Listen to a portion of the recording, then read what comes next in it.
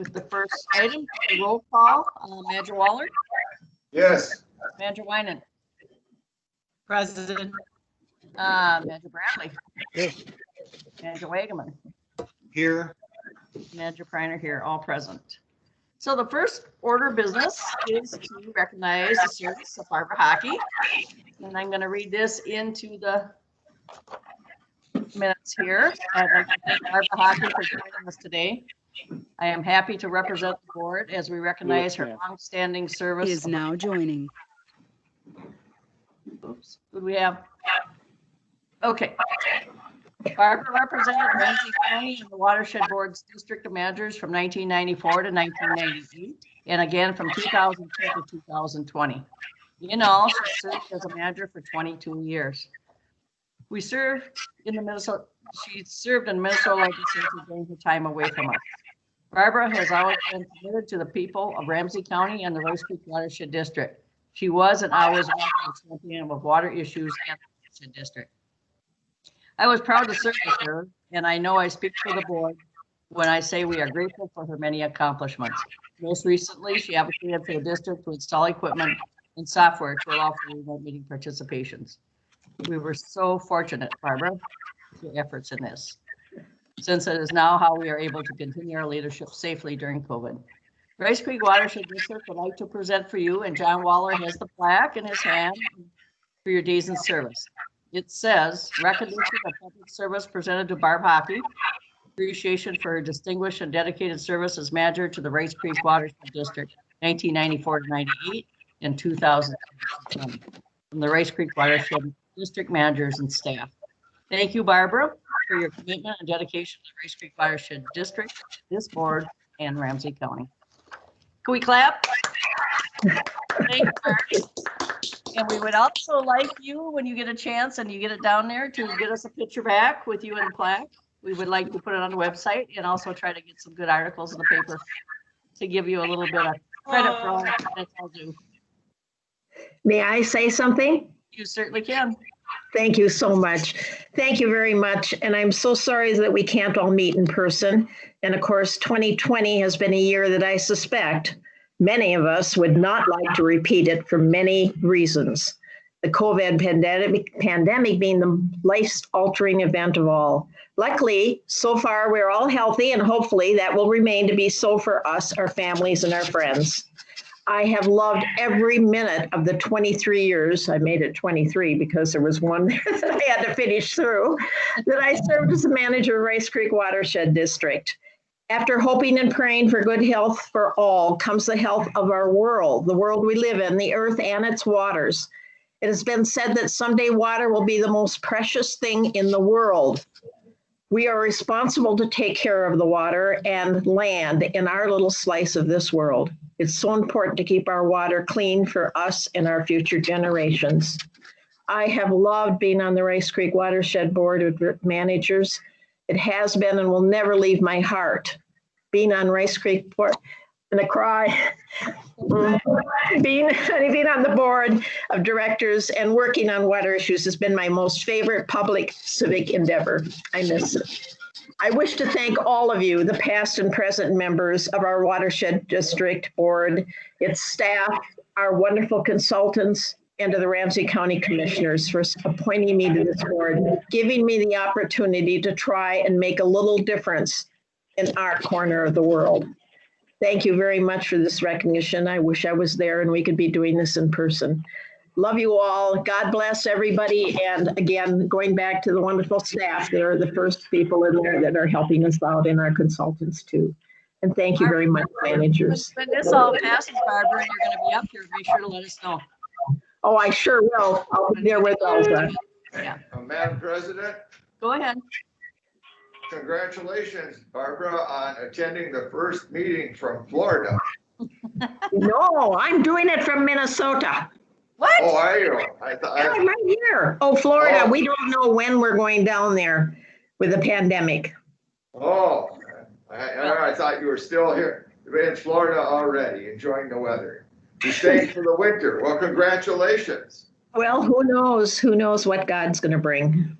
Yeah. But Go ahead, nevertheless, Paula. nevertheless, congratulations for attending the meeting remotely. You know, that was one of your goals. That's right. And then all of a sudden I'm not on anymore. Thanks a lot.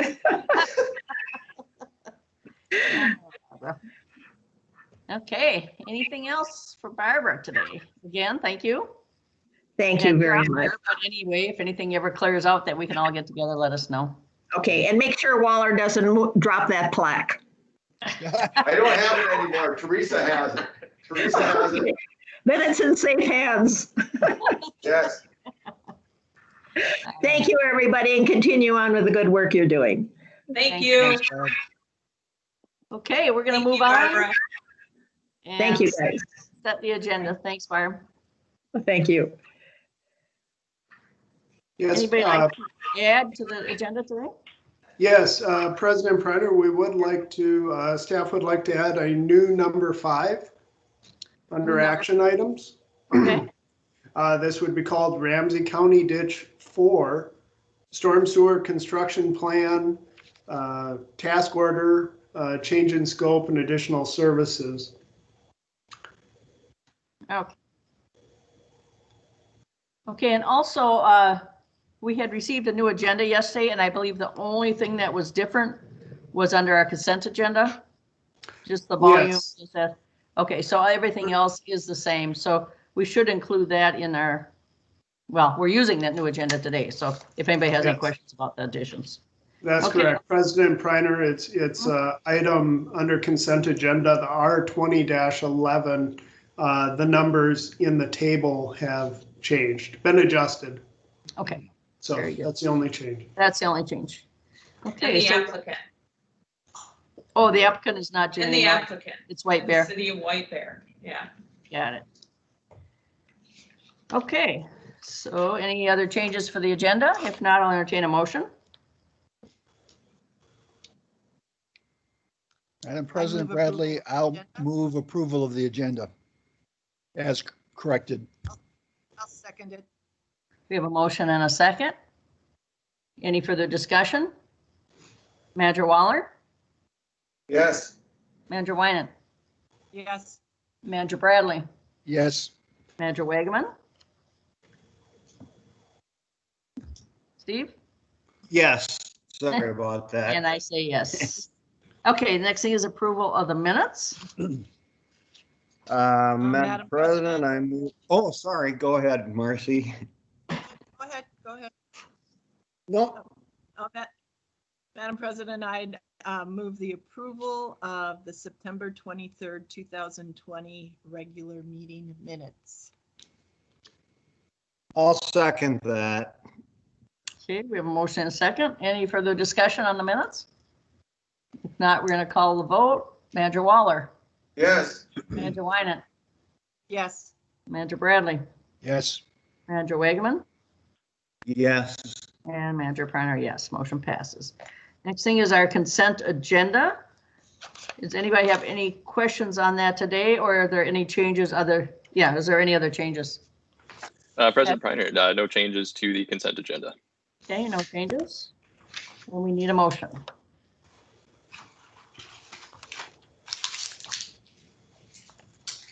Madam President, this is Bradley. I'll move to approve the consent agenda for items 20-003, 20-081, 20-088 to be approved in accordance with the Rice Creek Watershed District Engineers' findings and recommendations dated October 7, 2020. I'll second that. This is Manager have- Winan. We have a motion and a second. Any further discussion?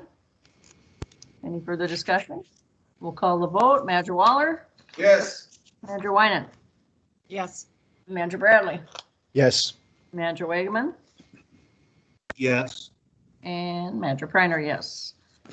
That moves on. The next thing is the consent agenda, and this is for our grants, water quality grants. Anybody have any? Well, I guess we need a motion and we can have discussion. so, Madam Madam This is President, Manager. oh, go ahead. Was that John? Madam President, I'll move the consent agenda number R2009, R20-10, and R20-11 with the corrections that were voiced earlier. Bradley will second that. Motion made and seconded. Any further discussion on any of these applications? Any questions for Lauren? Seeing none, we're going to call the vote. Manager Waller, Yes. Manager Wynant, Yes. Manager Bradley, Yes. Manager Wageman, Yes. and Manager Kreiner, yes. Okay, the next thing is Thank open you. mic. You're welcome. Thank you. Open mic. Is there anybody out there that would like to speak at the open mic today? Anybody? Hearing none, we're going to move to items requiring board action. Number one, consider Peterson Companies, Inc. partial pay request number one for Bald Eagle Lake Iron Enhanced Filter. Kyle? All right, Madam President, members of the board, thank you. Happy to report we have achieved substantial completion, pretty darn close to it at that project. So we have pay request number one for your consideration from Peterson Companies. Houston's recommendation and staff concurs to recommend payment of $270,126.15 as detailed in the pay request. I'm hoping to actually have more of a pictorial review of the project for you at the next board meeting, if there's time for that. Sure. But I can report that we are, yesterday we completed our startup procedure and testing of the system. So everything's installed, the electrical's hooked up. The only thing we're waiting on at this point is some drier weather to complete the native seating at the site.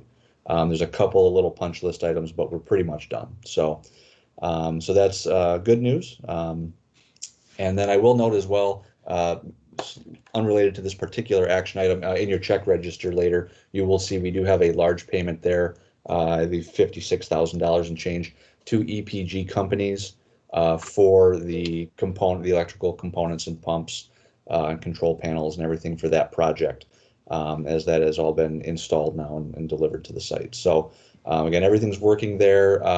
We have, as far as EPG goes, there's one, the modem, the remote connection for that, so I can access it on my phone or on a computer to control the system. That is not quite set up yet. That usually comes later. So I'll work with David from EPG to get that set up in the coming months. So. Okay, so I'll entertain a motion and then we'll have some discussion maybe. Madam President, I move to approve Peterson Company Inc.'s partial pay request number one as submitted and certified by the district engineer, and direct staff to issue a payment in the amount of $270,126.15. Bradley will second that. Motion made and seconded. Further discussion. I just have one question, Kyle. Yeah. You said you have it remote on your phone. What happens if it goes off at 1 a.m? Are you the one responsible to go out there, or is it the city, or who would be Yeah, doing so this is the same with Hanson Park and actually Oasis Pond as well, even though that is a Roseville project officially now. I do get notices on that one as well, as I've been assisting the city. So yeah, if there's an alarm at the system or we get, the pond level draws down and goes to a low alarm, I get a text message and it'll ding if it's 1 a.m. or noon, it doesn't matter. The nice thing about these systems is when there is an alarm condition, it shuts down. So there's not necessarily a need to run out there right away, just to know that there is an alarm condition and then it needs to be checked on. Some of those conditions like the low water levels or high water levels are just notifications and are supposed to operate like that. And the system will go back into operation automatically once water levels get to normal. So there are a few different alarms that require a physical presence to clear, but most of them are pretty automatic. And who is your backup if you're out of town? I would call somebody, someone on staff. Okay, all right, just as long as I'm sure you're covered. Yep. Any other questions? No? If not, we're gonna call the vote. Manager Waller? Yes. Manager Wynant? Yes. Manager Bradley? Yes. Manager Wageman? Yes. And Manager Kreiner. Now it passes. Okay, thank you. Thank you.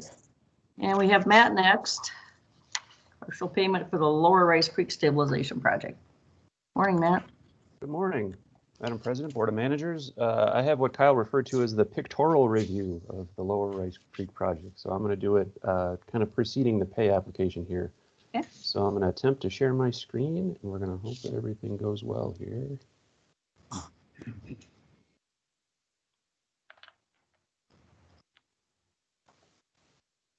All right. Is that showing? Yes. Okay, excellent. Madam President, Board of Managers, we have our first pay app for the Lower Rice Creek Stabilization Project. I have a few photos here to share with you, give you an update on the project and how things are going. Just some quick background reminder.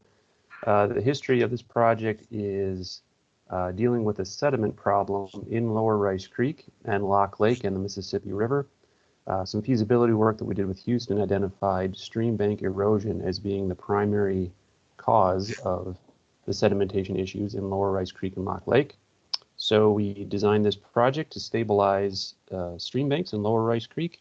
The goal is to decrease sediment transport in Lower Rice Creek and in Lock Lake and the Mississippi River by stabilizing stream banks.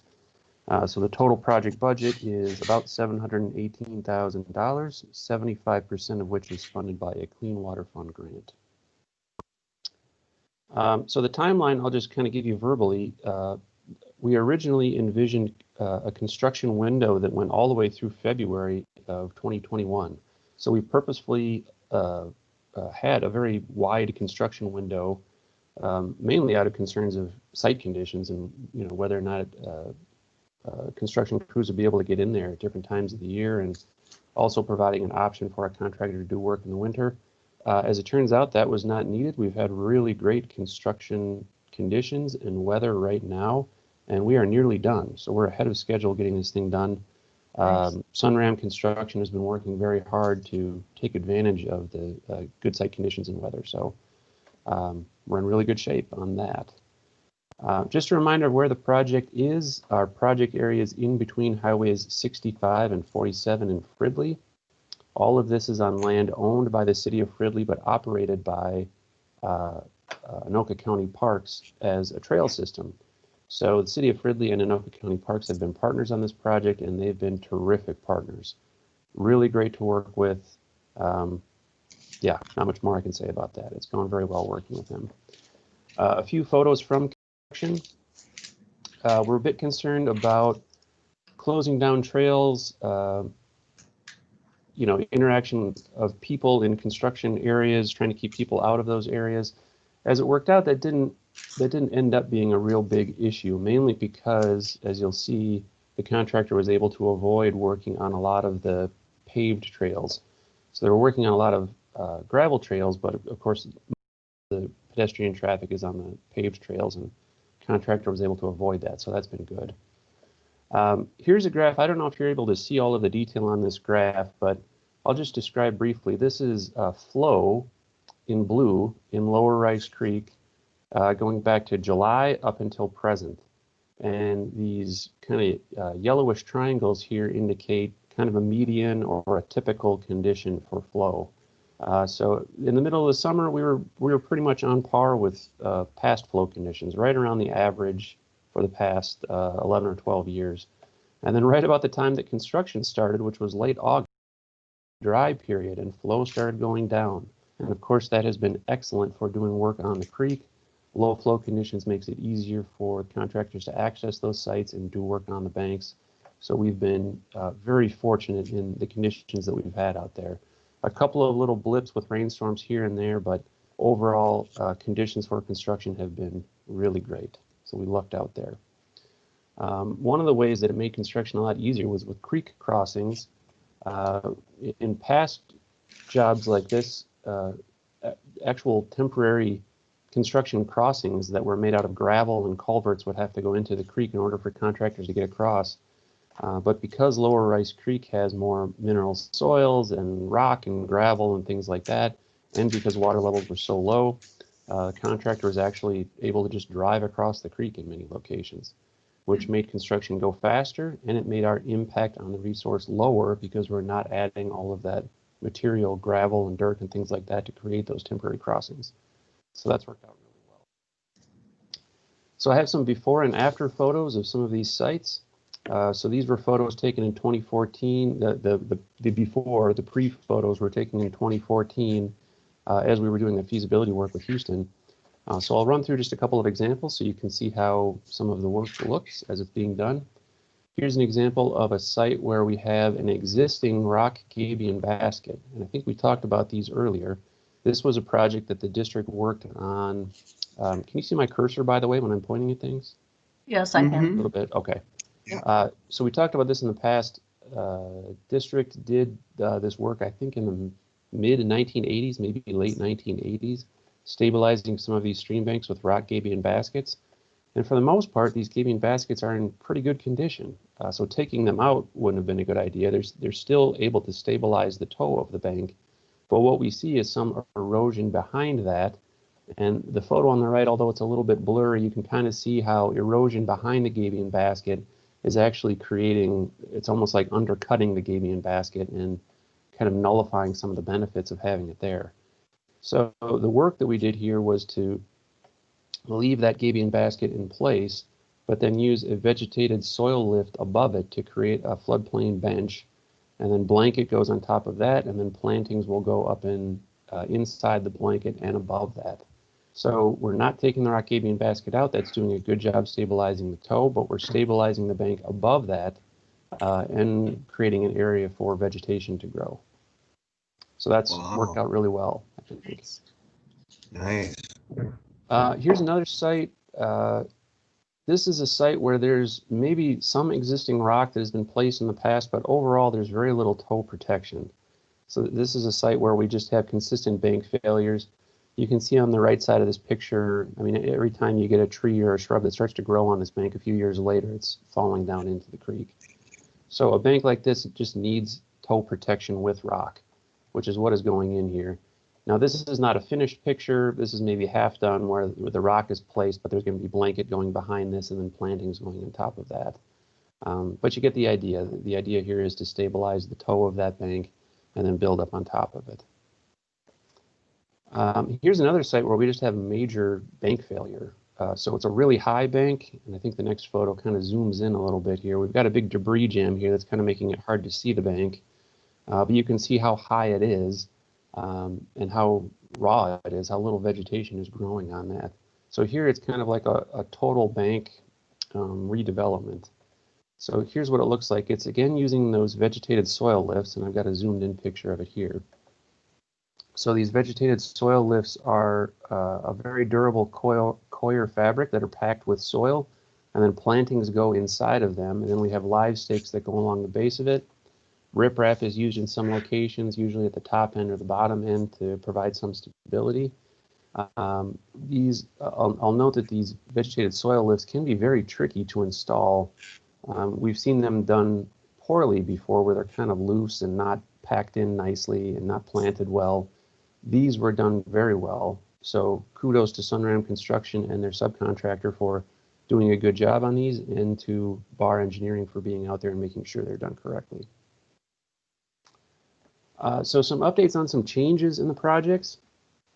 If you recall in the past when we've talked about this project, I think I always mentioned my biggest concern was site access. And while it was tricky, the low water level conditions and some ingenuity, I think, in the part of Sunram made it work out okay. Our biggest concern was that the bituminous trails, which are along the north side of this project, would be impacted. But as it worked out, Sunram was able to avoid all of those trails and access every one of the sites from the south off of City Street. So that's been good. That's meant no impact to the county park on the north side of the site. All access is coming in through the south. Some disruptions to gravel trails on the south side of the project, but overall it's gone okay. The bigger change, if you recall, when we were first talking about this project, our grant work plan with the state said that we would stabilize 11 stream banks. When we put out the bids, we shot a little bit higher and said, let's try and do 13. As Bar Engineering was pricing those out, we got a bit concerned that they were going to be outside of our budget, so we cut out the 13th site. The other issue with that 13th site is that it cut into private property, which we're not doing with these grant dollars. We're staying on public property. But we cut out that site 13 as the project was going on, and construction weather was really good. We're making good progress. Everything was trending underneath budget. We're getting close to the end and we say we have budget left over. These are grant dollars that we don't necessarily want to give back to the state. So we did find another site that we can incorporate into the project, site 12A.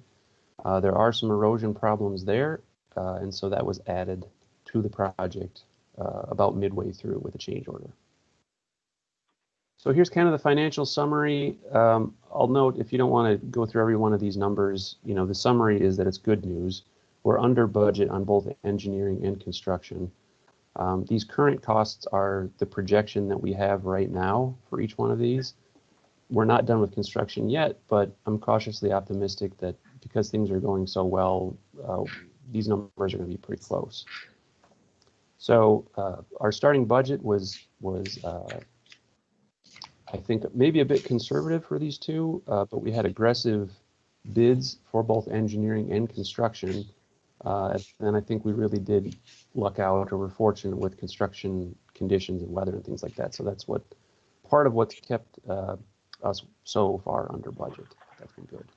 And this is the, you know, this is the summary after the change orders where we added an additional site.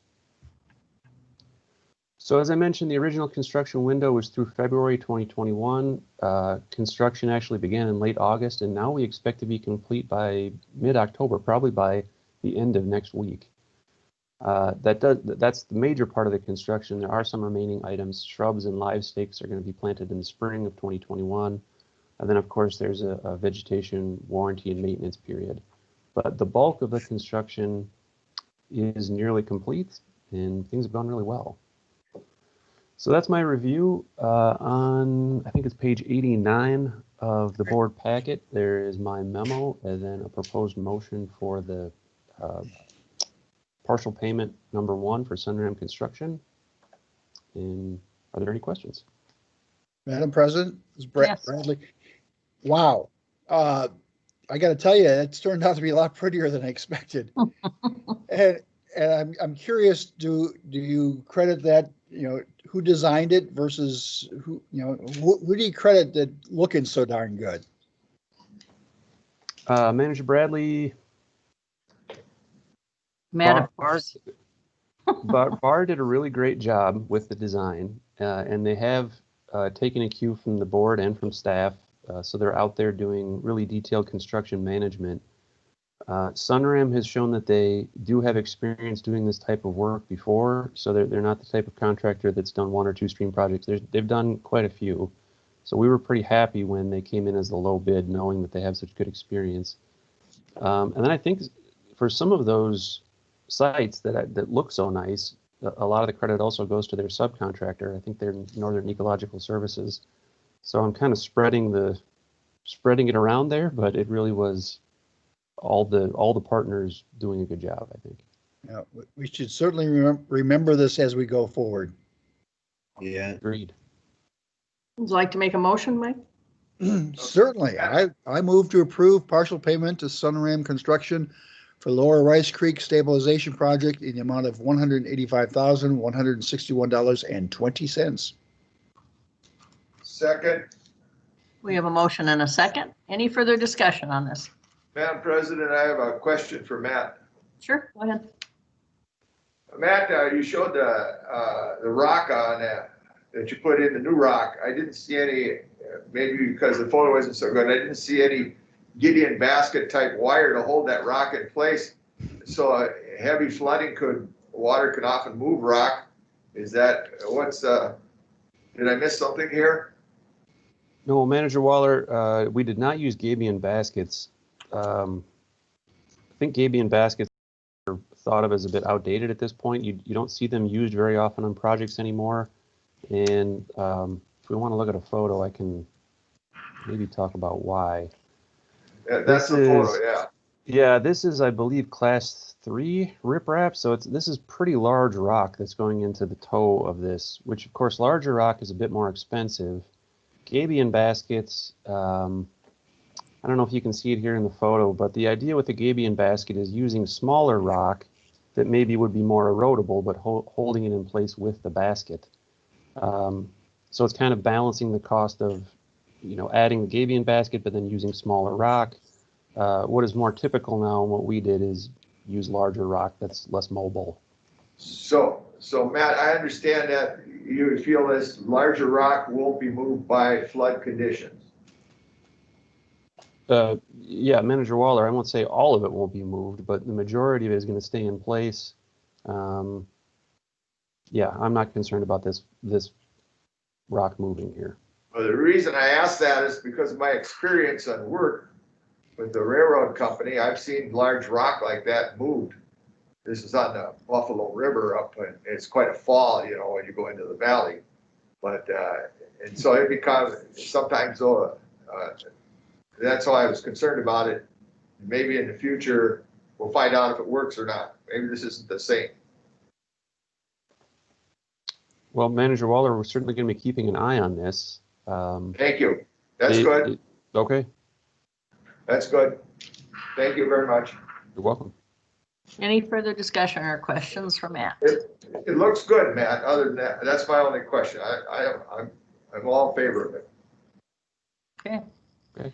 Would you like to make, we have a motion and a second. Is there any discussion? Manager Waller? Yes. Manager Winant? Yes. Manager Bradley? Yes. Manager Wagaman? Yes. And Manager Reiner, yes. Okay. Thank you, Matt. And we still have Matt for the next one. Go ahead. Okay, Board of Managers, let me see here. I'm going to stop sharing my screen. 93, I believe, of our packet. Okay. No longer sharing my screen, I hope? Nope. Okay, good. Yes, Madam President, Board of Managers, on page 93 or 94 of the board packet, we have the outside services. This is a continuation of the discussion that we had on outside services at the board workshop a couple days ago. If you recall, what we're doing here is moving away from the idea of an engineering pool that was more formal with the long form contract that we signed before it, to a less formal process. And the idea here is to give the district more flexibility in working with outside services, and also give professional service providers more opportunity to indicate their desire to work with the district and kind of get on our list, so to speak. So the idea now is to just have an open running list that they would, if a company is interested in working with us, they would just be added to the list, and we'd be using that in the future when we consider working with outside services to hire them. So the memo and the policy that you saw at the workshop is essentially unchanged here. I really didn't hear too many comments from the board about changes to that. So there's a motion for adopting that policy, or if there are any questions. There's two motions available here. Matt, would you explain the difference, please? That's on Yep. page 95. Yep, Madam President, the two motions. So this went into the workshop. I'm sorry, it went into the board packet prior to the workshop being conducted. So the alternate motion was just to allow, if the managers had any changes, any verbal changes that they wanted to add to the policy, any notes that we could add as you adopted it. If there are none, then really you're using the top one. You just move to approve the outside services policy. All right, entertain a motion. Madam Chair, this is Manager Wynand. I would move to approve the Rice Creek Watershed District outside service policy included herein as attachment A.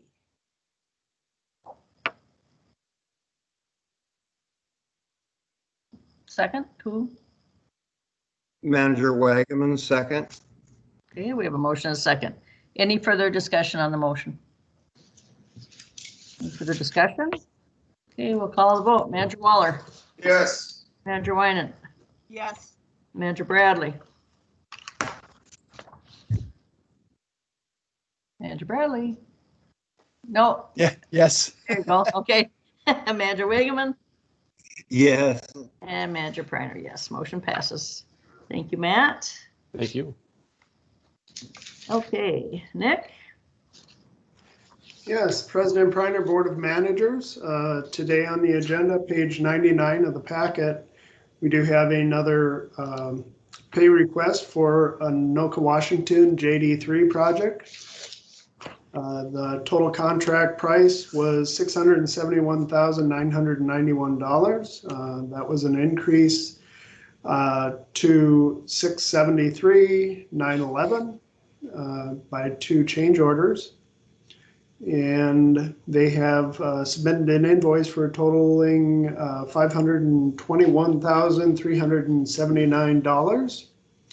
And Houston Engineering is recommending payment totaling $201,026.65. And that is total services completed to date, minus the previous payments and the 5% retainage.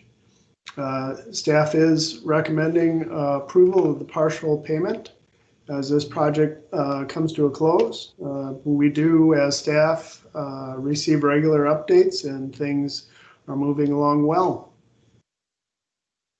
There is a proposed motion on page 99 of the packet. I'll entertain a motion. Madam President, I move to approve partial payment to Lametti and Sons, Inc. for the Anoka, Washington Judicial Ditch 3 main trunk and branch 3 repair in the amount of $201,026.65. Bradley seconds. Okay, Bradley second. We have a motion and a second. Any discussion on this? Hearing none, we'll call the vote. Manager Waller. Aye, yes. Manager Winant. Yes. Manager Bradley. Yes. Manager Wageman. Yes. And Manager Priner, yes. Motion passes. Okay, Nick, we have new number 5. Yes, President Priner, this is Ramsey County Ditch 4 Storm Sewer Construction Plan Task Order with Houston Engineering. This is a slight adjustment to scope and additional services. I do see that Kyle's online here with that document itself. We'd like to keep things moving with Roseville. A lot of the change in cost here I understand to be in that coordination with the city, kind of unique here in that they'll actually be constructing the project. I'll stop there, and Kyle, do you have anything to add?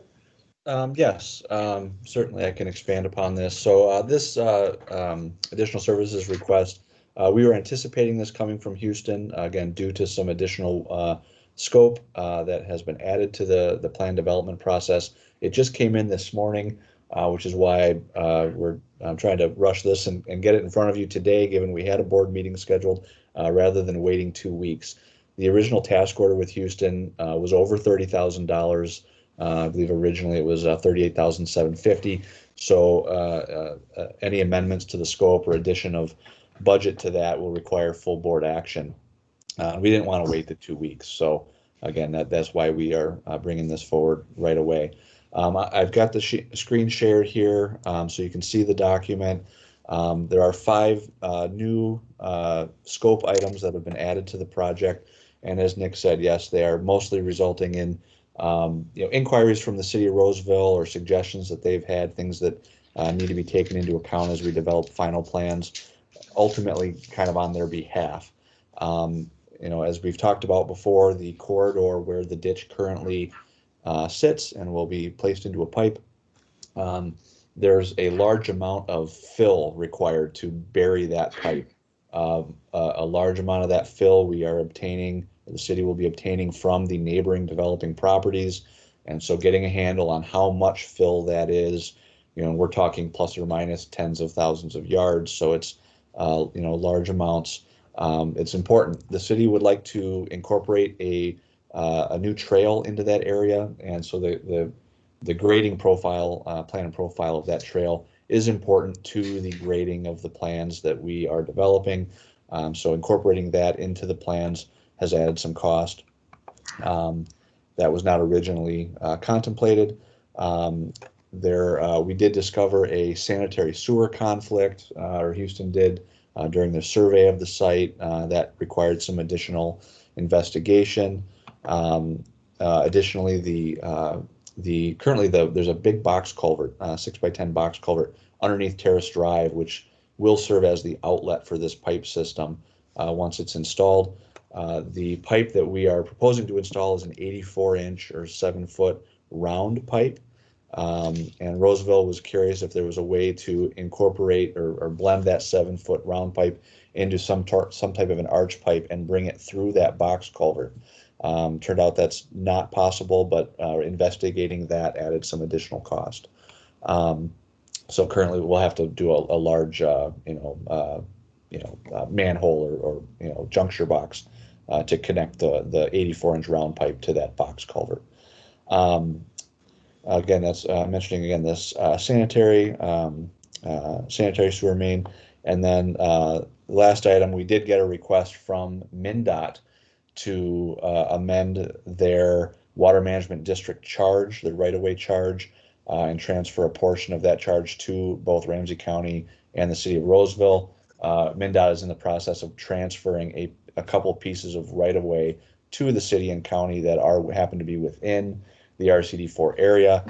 Both the city and county have subsequently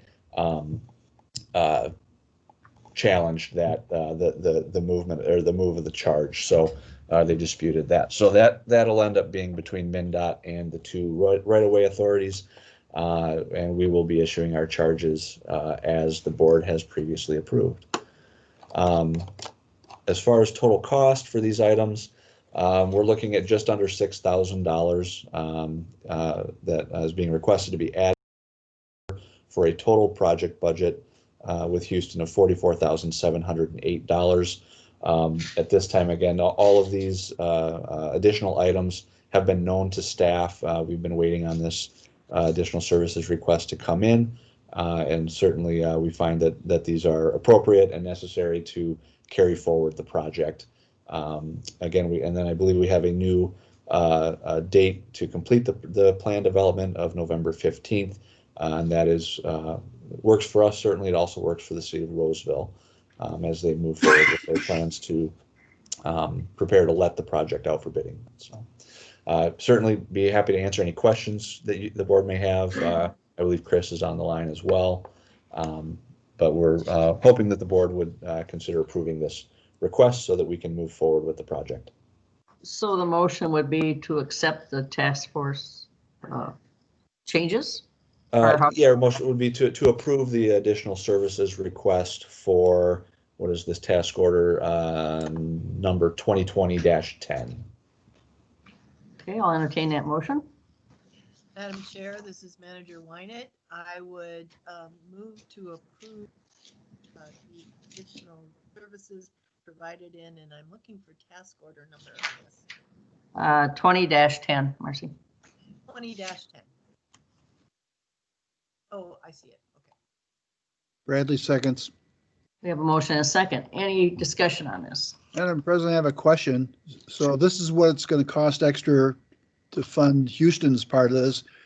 What the costs of the actual change in work, who's going to pay for that? Madam President, Manager Bradley, to my knowledge, I don't know that the additional research that has been done will likely result in any major changes to the estimated cost of the project. In the event that they do, again, any overages beyond what we have already identified will ultimately be borne by the city of Roseville and then possibly the adjacent landowners, depending on how they divvy that up. The Watershed District's committed funding to this project is fixed and capped per our project agreement with the city.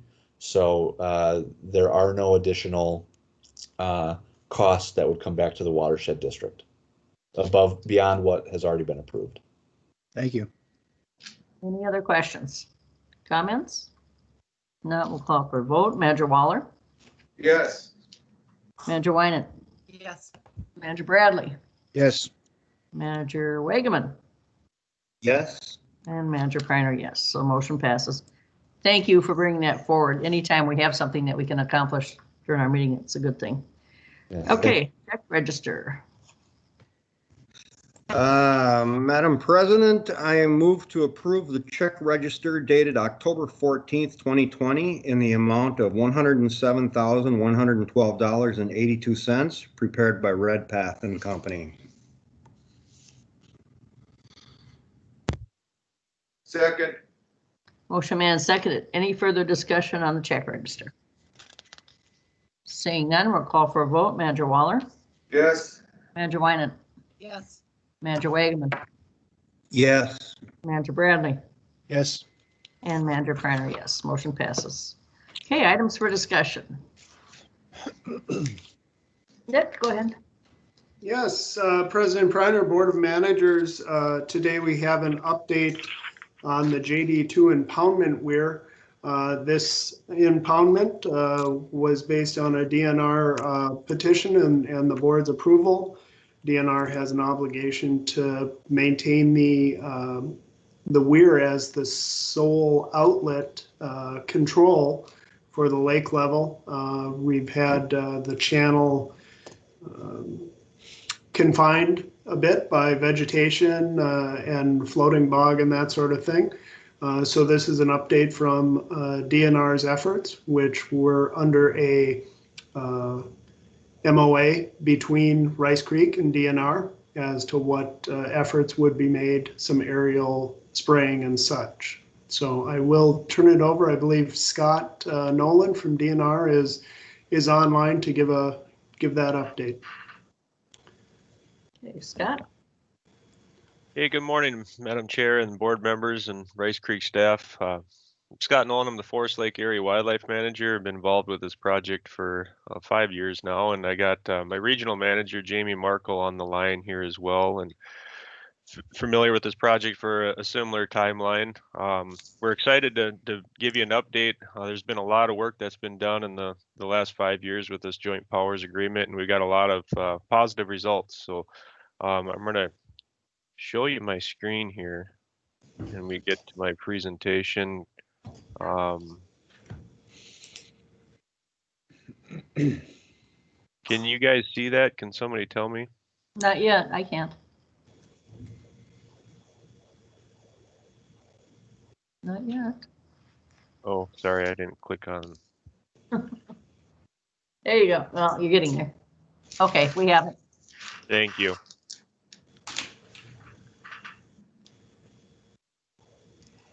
All right, so you still got the screen there with the presentation? So Yes. all right, excellent. So yeah, we're going to do a presentation today.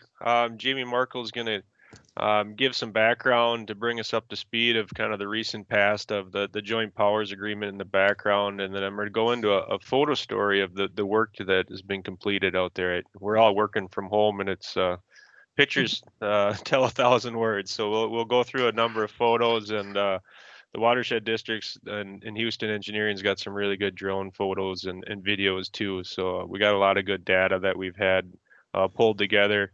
We'll talk a little bit about the wild rice restoration and seeding efforts going on out there, and then outcomes and future maintenance.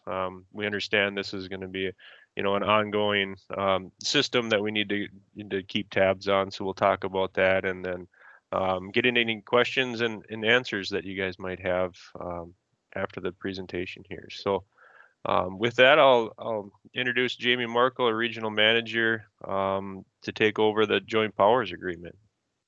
Well, good morning, President Priner and board managers. As Scott mentioned, I'm Jamie Markle, Regional Wildlife Manager. And yeah, I thought to kick off the presentation, it'd be helpful to go back a little bit in time. And I work out of the St. Paul office at the region there. And in 2015, in the spring of 2015, Rice Creek Watershed District presented Minnesota DNR with a technical memorandum from Houston Engineering that evaluated 3 different alternatives to manage the outlet channel at on Rice Lake, JD2, and kind of looked at those in terms of level of work and impact, and also cost. So that kicked off a series of meetings and good discussions between DNR and the Watershed District. just to provide a little background, that technical memorandum and the three alternatives. Alternative one was the lowest cost and maybe lowest impact approach to managing the outlet, and that involved basically herbicide application and herbicide treatment of the channel and the vegetation that was encroaching at the outlet. Alternative two included limited mechanical excavation out to the extent possible into the basin, about 400 feet, give or take, upstream of the weir, and then also pairing that with herbicide application. Alternative three was the highest cost and most involved, and that proposal was for the limited mechanical excavation, herbicide treatment, and then also hydraulic dredging all the way from the weir out to the open body of water on Rice Lake. So through a series of meetings with district staff, DNR staff, engineers, and hydrologists, the two parties agreed on alternative two. And to formalize that, we entered into a joint powers agreement in September of 2015. So that first joint powers agreement was served to formalize the approach of alternative two, give that a try, evaluate the outcomes, and then if that wasn't effective in maintaining the outlet and ensuring that the weir is the sole hydraulic control, then we would move on to some of the work proposed in that alternative three, including the hydraulic dredging. So that first joint powers covered a couple years. We did an amendment to extend it through June 30 of 2018. Much of the work that was outlined there still needed to be done, so we entered into a second or a phase two joint powers agreement in June of 2018, and that one went through June 30 of this year, 2020. The differences with the second joint powers agreement, we again included the technical memorandum as an Exhibit A. We also included a Exhibit B, which was a simple work plan that staff in both organizations could refer to, and kind of a timeline of when things would get done, the different elements of the work that provided the whole project completion. So, and that's listed here on the slide. The agreement also formalized a cost share arrangement if either party submitted invoices, but covering that 400-foot mechanical excavation of the channel, herbicide treatments. The second JPA in the work plan included a neat project that you're going to see some photos of today, installing a cattail boom upstream from the weir, installing some data loggers to get better information and water level monitoring over the year and through the seasons, and then just that general monitoring of the outlet channel, clearing bog mat and debris from the weir and upstream as well. So glad to be here this morning. Hope you enjoy some of the photos we're going to share, and definitely the images kind of tell the story of the work and some of the outcomes here. Thanks. Thank you. Thanks, Jamie. This is Scott again. So we'll get into 2018. So this is August 8th. So that we're getting into some of the work that we have proposed under the JPA. So this was the first aerial cattail spraying treatment that was completed. So on the map that you're looking at, the yellow polygons are the sprayed area. And then the weir is up here on the northeast corner of this northern polygon. So since we had the helicopter fired up to come to this site, we also included spraying some of the cattail mat out in the main basin to enhance wildlife habitat out there and open it up, create more nesting edge space for waterfowl and shoreland birds. So we ended up spraying 30 acres total between these three polygons. And here's the DNR helicopter. So this was an enforcement helicopter. It was 4 years ago. We got some money from the legacy amendment, so they outfitted that with a spraying unit. And we have a transport machine that goes with it, with all the chemicals and the water and everything that we have for a support system for it. So this is a statewide operation now that we utilize for hybrid cattail management on waterfall management areas. So this is over the photos over the main basin here out at Rice Lake. And then we moved into in September. So in that fall, this is the start of the cattail boom install. The excavation occurred, up to 400 feet upstream of the weir, and I have photos here coming. You'll see that as well. So this is the extent possible of the mechanical excavation that we're installing this cattail boom.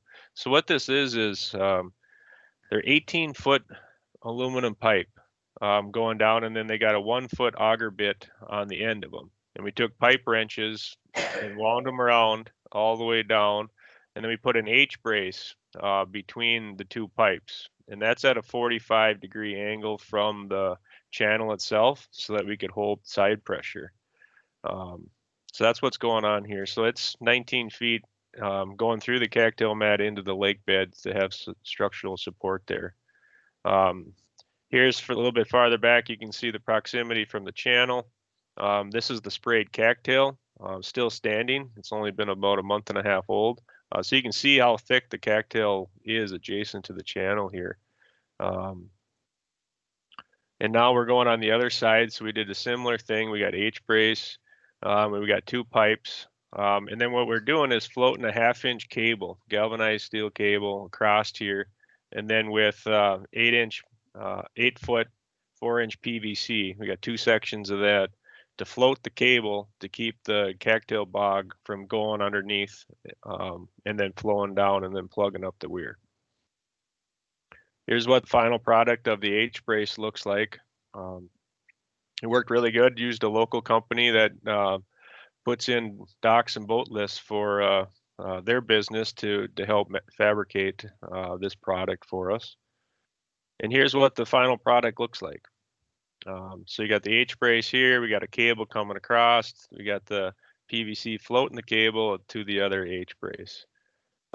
So the idea is that the cattail keeps coming down the channel, it gets stuck here, it can float up and down with the water.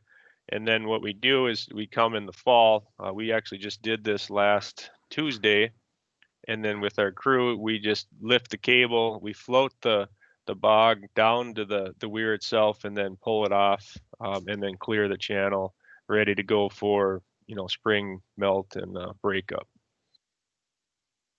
So that same 3 days there, September 13th, 2018, that's when the Watershed District had their contractor out there, and then Tom Schmidt had your guys' new amphibious backhoe, which is a really impressive piece of equipment, and it worked excellent.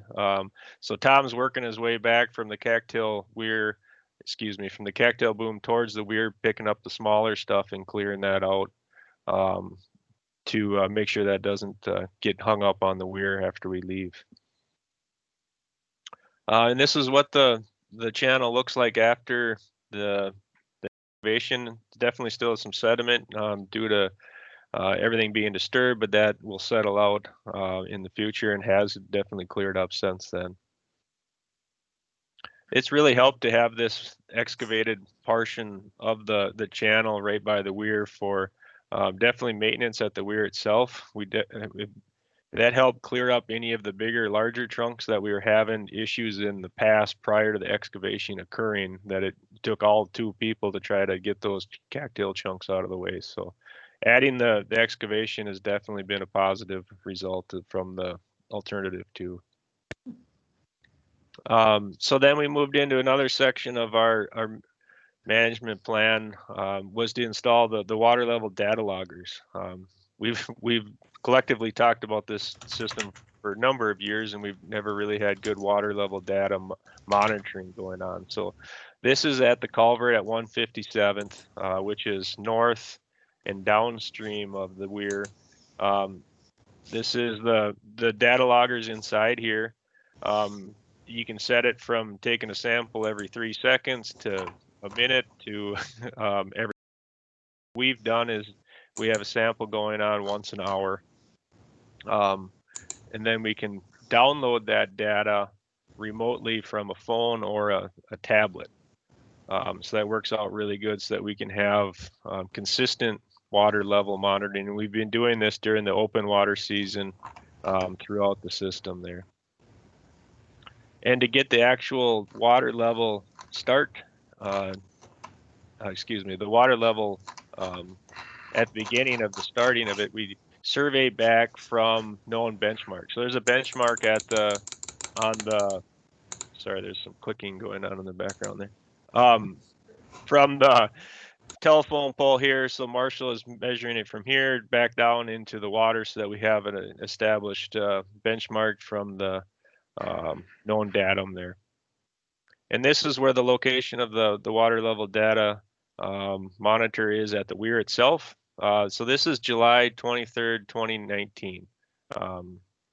So Kelly can download the data from the weir itself, and then we cleared the weir at that same time. And this is what the channel looks like during the growing season in 2019. So this is just upstream from where Kelly was sitting there towards the cattail boom. The cattail boom is right here. So you can see the dead cattail from the aerial spraying treatment in the fall of 2018. And then you can see the regrowth soil pile from the excavation. So it regrew really nicely, stabilized the edge of both of the banks there. And you can see the channel is running nice and clear. And then, so it was August 2nd of 2019, Houston Engineering and the Watershed District completed one of their portions of the agreement. It was to do the monitoring the drone footage. So this is looking from the south end of the basin looking north.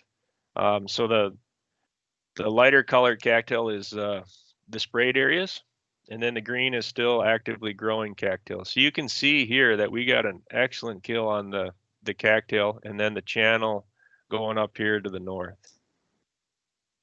Looking at the weir itself, so the weir is right here.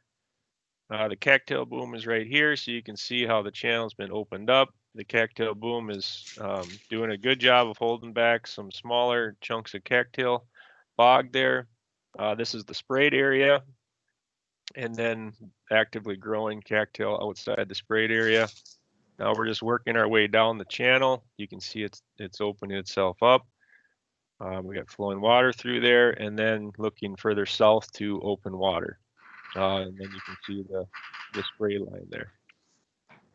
And then this is south, north looking south onto the basin there. So really good habitat work there. And I like to note this is wild rice here on the east side. And then there's a little chunk down here. This stand right by the boardwalk here started establishing itself since our work under this joint powers agreement. So that's a really good indicator that we have a healthier system. We got stabler water with flowing water. You need stable flowing water for the wild rice to be successful in establishment. So that has been increasing in the last few years. That gets us into the second aerial treatment. So this was August 16th, 2019. We only sprayed the blue area. We didn't do anything on the lake, on the basin itself.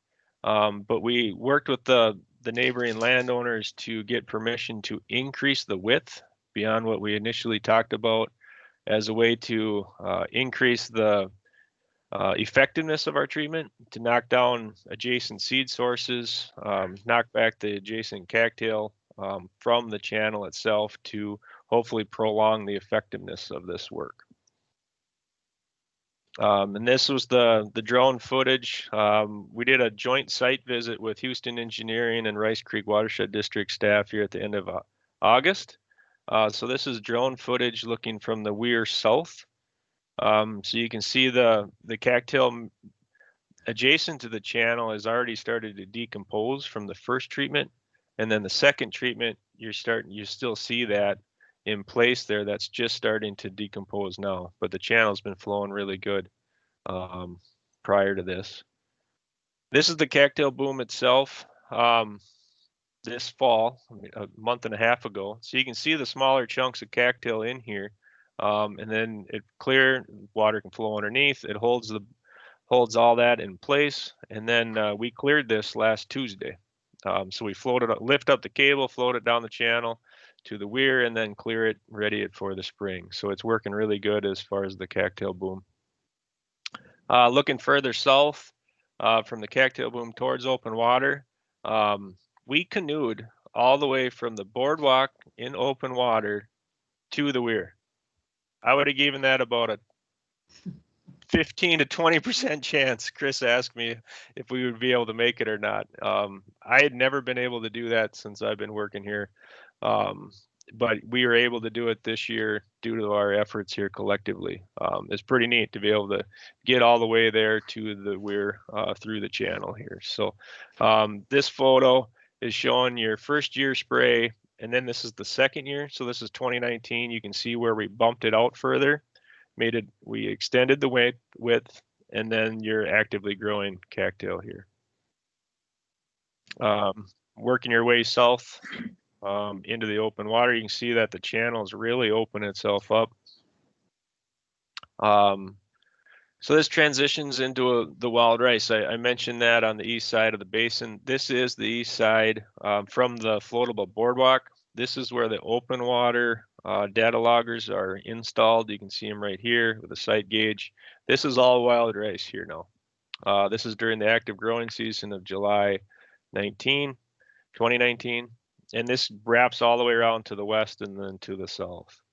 And this is outside of the JPA and Kosh here, but the DNR with some waterfall enhancement dollars, we saw the excellent work going on the east side, so we extended that to the west side where we don't have much for wild rice. And we seeded an additional 5 acres at 40 pounds an acre of these 3 polygons here on the west side of the basin here last Tuesday. So we're going to continue to do this for additional 2 more years to keep establishing that. This is Jamie Markle. He was out there with myself, and what you end up doing, he's got a bag of seed in front of him here. Scooper throws the seed out to the side, up in the air to try to get good coverage, and then we come back with our paddles and try to work that into the sediment and the substrate there, so that all the ducks in the waterfall don't eat it all up right away. So it was a good day, excellent weather for that project. So now we're getting into the outcomes. Yeah, like I mentioned, it was this is Ashley's in the front here, and Chris is in the back, and Nick, and then we're going up the channel so that it's navigable. We canoed 3 boats up there last Tuesday. Even during the low water that we're having this time of the year, we're still able to get up the channel, which is excellent. The wild rice is increasing, indicative of a stable and flowing water system. The weir is the sole hydraulic control of the lake. All these are mutual benefits for the Watershed District and the DNR. We would like to see that the channel is open and flowing, and that will also help with the wild rice and wildlife habitat out there, which I think are all cornerstones of both of our organizations. So. Wonderful. And then one last slide here, and then I'll open it up for questions. As far as the future maintenance, I think this will come up of kind of where we go from here. So annually, the DNR will continue to monitor the weir and clear as is needed. We canoe up and downstream to get to the weir to make sure that's flowing. We're going to monitor the channel condition to see if there's any bog in the way, or how the cattail is regrowing, if it's regrowing, and the timing of that. We'll continue to install and maintain the data loggers each year, so we got to reset them and take them out annually. And then we'll coordinate with you all, provide all the monitoring data and observations. We can do joint site visits. That was a really good time when we did that at the end of August to get out in the field and with staff on both ends. And then we need to evaluate the future aerial needs. I did check with our statewide aerial spraying coordinator for kind of what they're seeing for trends. Our aerial spraying programs have been about 3 to 4 years so far, so we don't have the long-term numbers there. He's done some spraying of cattail via marsh trackers, so amphibious machines of going out onto cattail mats, and he's had 5 to 10 years success in that regard. So I put a 4 to 7 years as kind of a time best guess on a conservative side of kind of where we might be looking at trying to do some more future aerial spraying out there. I think this is definitely shown to be successful. And I think it's really a partnership growing over the years of working on this. So I thank the board and the Rice Creek staff for all their help and time on this project. It's been really good throughout the years. So. Thank you, Scott. It's been excellent results here. President Preiner. Go ahead. President Preiner, I think it's important maybe for the board to hear from Houston Engineering. To thank you to Scott certainly for the nice presentation, but to confirm or comment for Rice Creek as to the Public Drainage Authority, and since he was out on site, his thoughts about what he saw from that regard. As a sideline note, Chris and I did have some discussion. We do have other challenging areas in noting the success of the spraying. The challenging areas on public drainage systems where they're extremely wet, challenging to get to, and even the Moby track doesn't able to accomplish some of our goals. So maybe we can look at spraying other areas as well. But I'll leave that aside, and President Preiner, if you'd like to hear from Chris, I think that'd be good. Okay, let's hear from Chris. Madam President, thank you. I just wanted to talk a little bit about the impoundment order. And again, one of the conditions on that impoundment order was to be able to maintain the weir as being the sole hydraulic control for the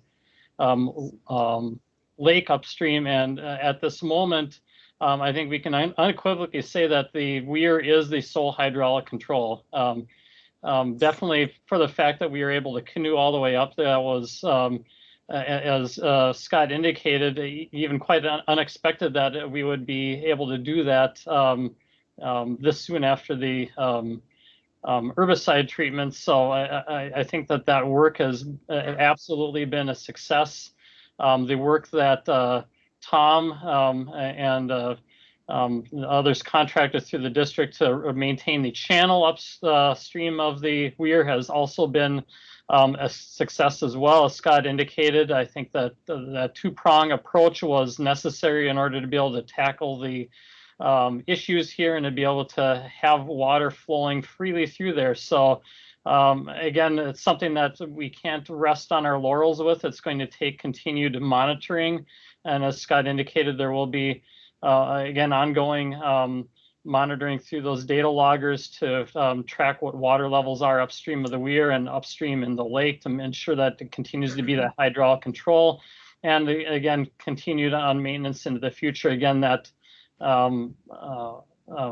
requirement from the impoundment order isn't a one-time deal. That's essentially into perpetuity as long as that order exists, that condition be met. So again, from what we've heard indicated by the DNR, they're committed to be able to continue to work on that as it also align with their goals as well in managing Rice Lake. So that's all I had. If you have any questions for me on that, certainly can address them as well.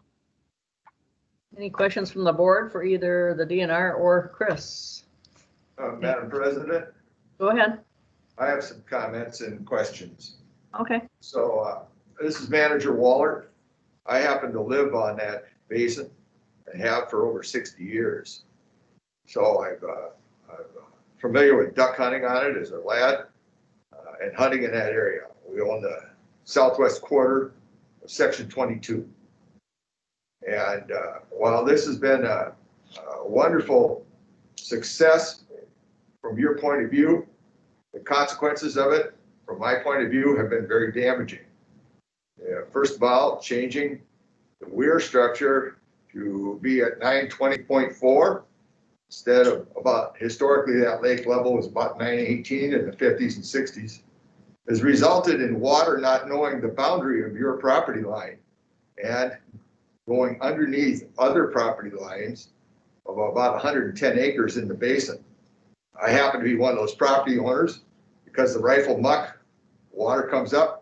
It's changed our forest land, which I have trees on it that are 150 years old. Now, I know you gentlemen aren't foresters.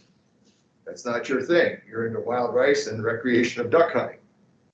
But the impact on our old growth forest has been tremendous. In the 90s, I cut 9,000 board feet of what I could salvage out of that forest. I was just down there this week. I have never seen it so wet in my life, while the ponds, as you pointed out earlier, are up higher in elevation, are drier. That farm that I grew up on drops 92 feet and half a mile. It's about 1,000 of elevation up on Homestead Avenue, which you take to the entrance to the Paul Hugo Farms. And down at the lake, it's about 920. The water, when it comes into those soils, floats those soils up like rice, and it turns them into bogland. And when I had a wetland before that I grew up and we used for pastures that were types 1s and 2s are now 3, 4s, and 5s because of that 2.5 feet of water in there. That 2.5 feet of water is so high that branch 1 over on Goodview Avenue never is dry again. It doesn't just affect the basin, it affects all the way up into branch 1. And there's 50, 60, 100 acres or so on both sides of Goodview Avenue, just north of County Road 8, that are now useless. They've become wastelands. That's a term that's used for when we had improvements that were resulted from the public drainage system that have been lost in order to support the recreation of duck hunting and the growth of wild rice. So let me give you a couple examples here. These were cut 25 years ago, and I noticed down in the woods, I was down there this week, we're probably going to salvage red oak out of there. I think we could salvage somewhere between 10 and 15,000 board feet that we had no intention of cutting at all.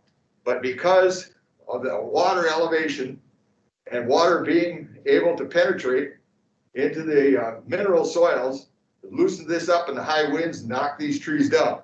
Here's a piece of basswood. It was 150 years old when it died. I don't know if you can see that on the television. All right. And basswood is a ways away from the edge of the bog. You have tamarack first. Here's a piece of tamarack. It was on the edge of our pond. It was 75 years old at the time. This died back when the water came up. Now the water's come up and and tried to get down with the beaver dams first, and eventually we found out that the DNR had played a role with in setting the culvert on County Road 4 when there's new elevation 6 feet too high from the plans. You see, where do you see tamarack that's saw log size, gentlemen? That's pretty nice. So when these died in the late 80s, 90s, and my father planted some more tamarack a little higher on the ground, and the waters come up and killed those. So my point here is that there have been consequences to what you guys have done for the recreation of duck hunting and the success of growing wild rice and that. When I was a boy, that lake had 4 duck hunting stations on it. It was a family-owned deal. And they spent 10 years, sure they did, trying to get the DNR to buy that. You eventually bought it. And now you have it there. But all the neighbors around, I've lost my cow pastures. Here's a photo from 2013 that you were showing your photos in 13. I don't know if you can see this or not. That's a 1,600-pound red Angus cow up to her neck in what used to be pastures in the fall that we could use for pasture. We used to drive tractors in here like the sod guys do over here, and rotavators, and we can't do that anymore. We have farm ponds, wildlife ponds put in the 50s and the 60s and 70s that are now completely inundated with water. So are my neighbors. You take the southwest corner of the lake over there, that old cow pasture that used to be a Schletty's and now Zeros's own is underwater, gentlemen. The 56 acres and the acreage on that used to be used if you've gone down Goodview Avenue, and you know how you drive back into Diamond Point East there where you were doing that spraying on the west side of the lake? Okay. Well, there's a horse riding arena in there. For God's sakes, that used to be cornfields. I remember that old guy, Molitor, on the west side of the road, used to plant checked corn. That's the only place I've ever seen it. Do you know what I mean by checked corn? they plant the corn in hills, so you can cultivate it both ways. It's not in rows, it's in a hill, and you wire it. Well, anyways, it's a very old way of doing it, and he was an old fellow, and I was a young boy at the time. But that's been lost as a result of this successful project. And so I look forward to the Department of Natural Resources being able to restore the basin. We now have permanently springtime flooding around there. That's what this 20.4. And by the way, it's not 920.4. That's the top of the weir structure. It's 920.4 plus whatever water is flowing over that weir structure at the time. So very well could be 921, 922. I've seen elevations that the city of Hugo took back in the late 80s on that lake at 923.1. I have maps at home for that. And so I don't know what you're going to do about that. I realize your duck hunting is a priority project, but those of us that live there and pay the taxes and had improved properties and had recreation that we enjoyed and did have no longer have that. And our old growth forest, which the Department of Natural Resources wrote a letter to my mother when she was alive, and she's been gone 16 years now, so it must be 20 years ago, wanting her, the DNR wanted her to dedicate her forest land to them some way. She sent me up there to tell you no. You know, she said that's a crop. You know, as you can see, we practiced conservation on our farm. We built wildlife structures. We built, put in forest lands and changes. And now our Dutch elm, our elm was gone, the huge elms by the Dutch elm disease, not anybody else's fault but that. The ash is gone because the water's too high. The basswood's gone. Now the oak is going. I've never seen it so wet in my life in that northwest corridor down there or any others. And I have the elevations in 2-foot increments that were done long before the Watershed District or anybody else. The city of Hugo did one back in the late 80s. And like I say, 922, it's soggy, bouncy, you know, on that. So I look forward to you working with us in the neighborhood so that we can also enjoy the use of our properties and have our improvement restored to us. That was what the drainage system did. When you change the bottom of the drainage from 915.9 to 920.4, that changed that lake from being about 918. And that's what it was when the USGS measured it in 65 or 66. I think it's 65, one of the flood years. It's what it was in 53 when they measured it. The USGS measured in 53. And so to me, I'm very, very disappointed because my recreation isn't duck hunting anymore. My recreation is the forest and using the land and the pasture business to it. And my neighbors have horses. They can't use their horse pens anymore. They can't use their areas for gardening. You know, for God's sakes, if some of that land was the way it was when I was a kid, before you guys put that culvert in on the Watershed District, put the culvert in properly over on 4, they could rent that garden space out. It'd be wetland. It'd be number 1, number 2 that could be rented. There's just a tremendous interest in renting garden space. It's unbelievable. You see it everywhere. So with that, gentlemen, I just wanted to give you, as old Paul Harvey used to say on the radio, the rest of the story. Would anybody like to respond? President Preiner? Yes. This is Nick Tomczyk, Administrator. I think in that we do have a new manager, Marcy.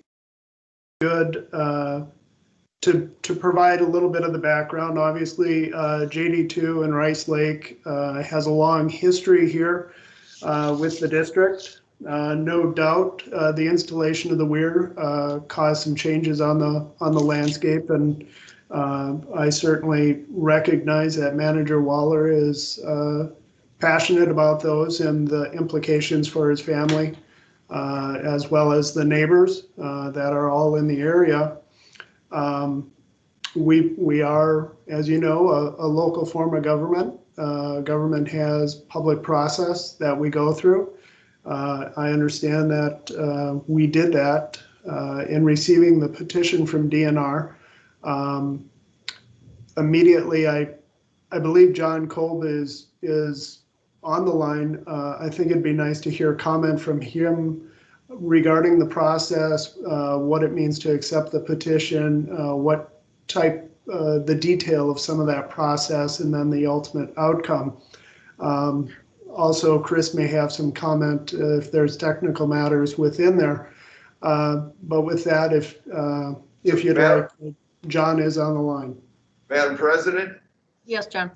just a quick comment. I would remind the board of the comments that came from Manager Wagman the other day at one of our workshops when he pointed out the extreme cost it is in order to go through a process of a legal process. He cited figures from his research anywhere from $400,000 to $600,000 with 4 different firms. That's impossible for these folks to afford to go through. And the next thing I point out is yourself, Madam President, when you said going to court after the process, it's too late. And so that I think that needs to be considered. And now I'll listen to the process. Thank you. John Kolb. Madam President, members of the board, I'm not going to get into too great a detail because I'm afraid we would lose people pretty quickly on the history of the JD2 weir and the circumstances at the outlet to Rice Lake related to the drainage system. Suffice it to say that there was a long and I guess contentious history regarding elevations in Rice Lake, the condition of the ditch downstream, the placement of the weir, the litigation that ensued over the placement of the weir, and ultimately that culminated in a petition from the Department of Natural Resources to impound JD2, to basically create a permanent modification of the elevation of the ditch at the weir location. We, as a district and as the Drainage Authority, undertook what I can only characterize as a substantial technical investigation of the impacts of the placement of the weir. It was a public forum. The public was invited to present evidence.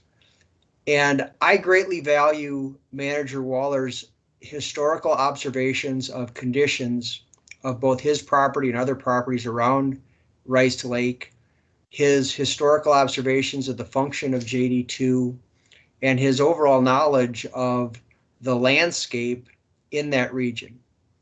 I don't think that any one of us sitting in the call today would disagree that something has changed.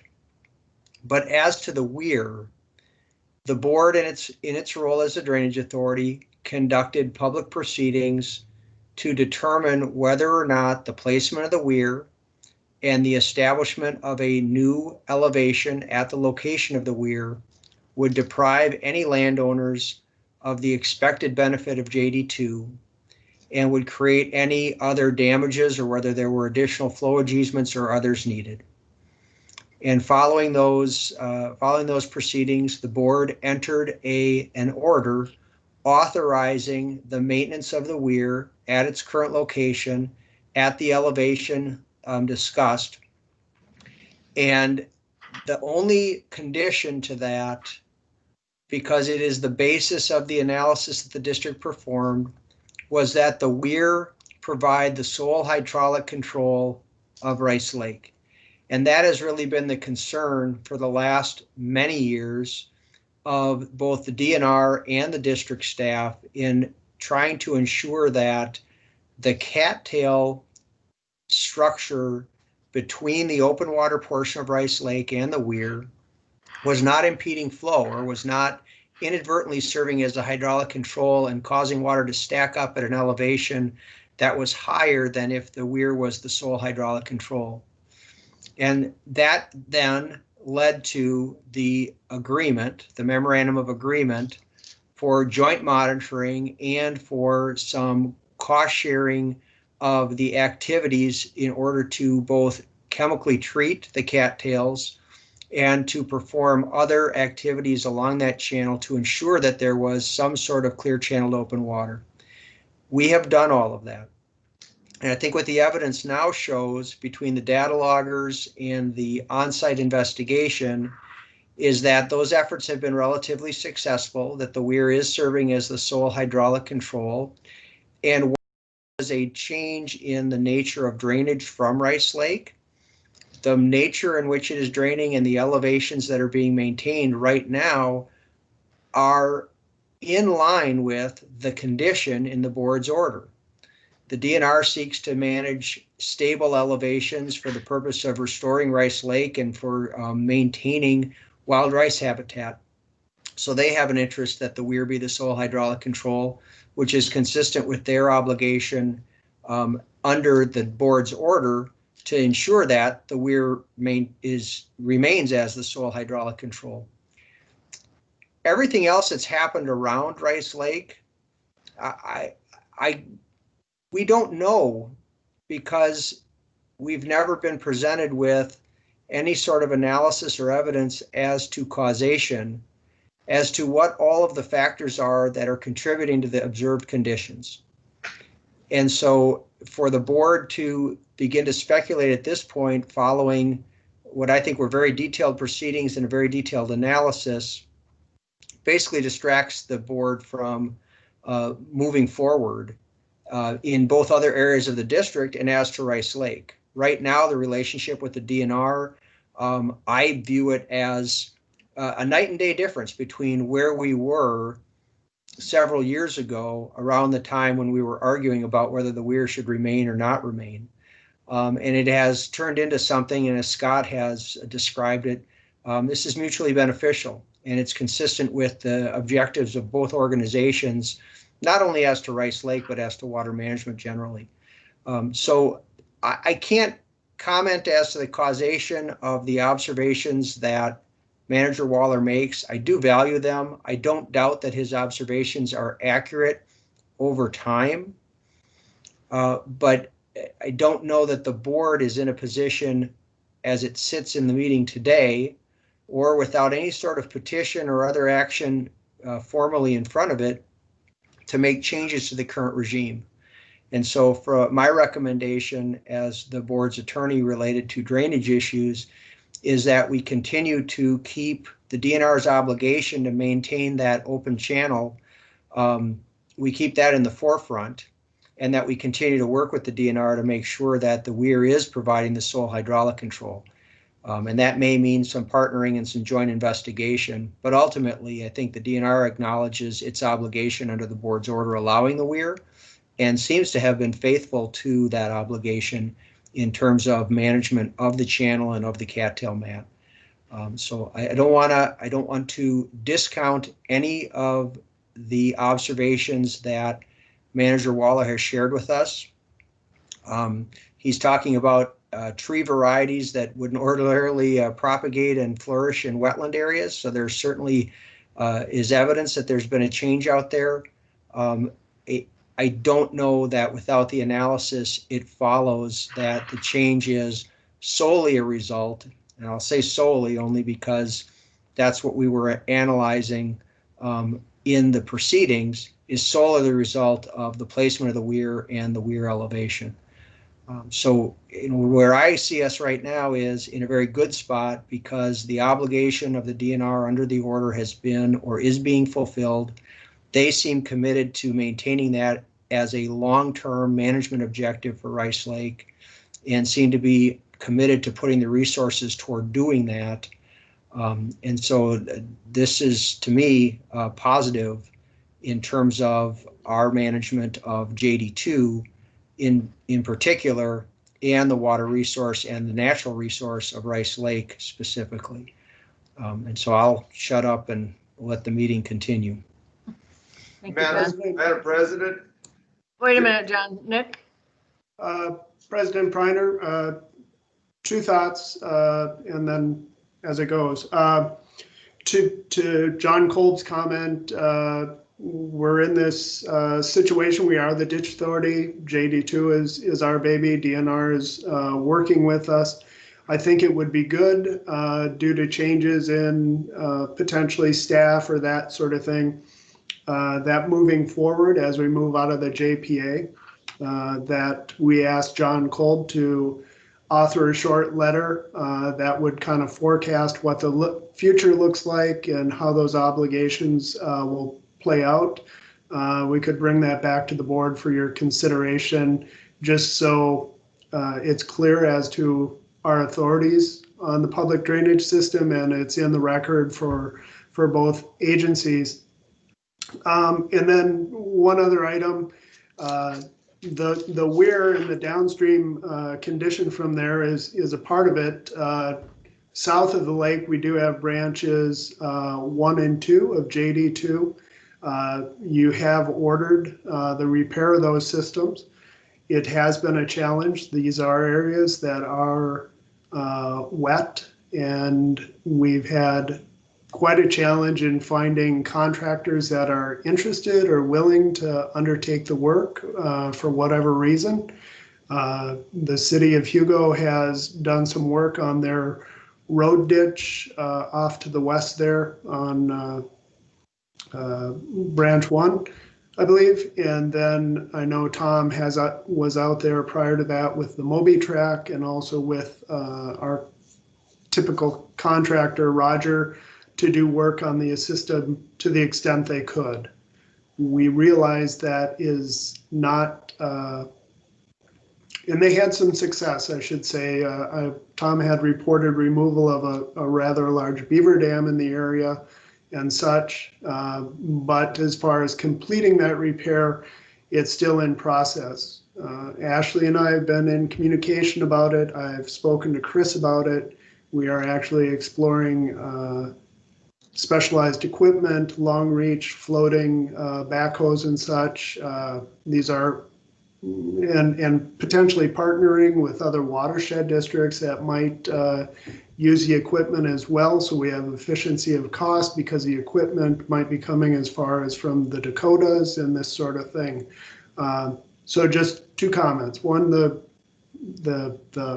additional work that's needed on the system that we're certainly aware of, and it certainly acknowledge it has been a work in progress and had some struggles.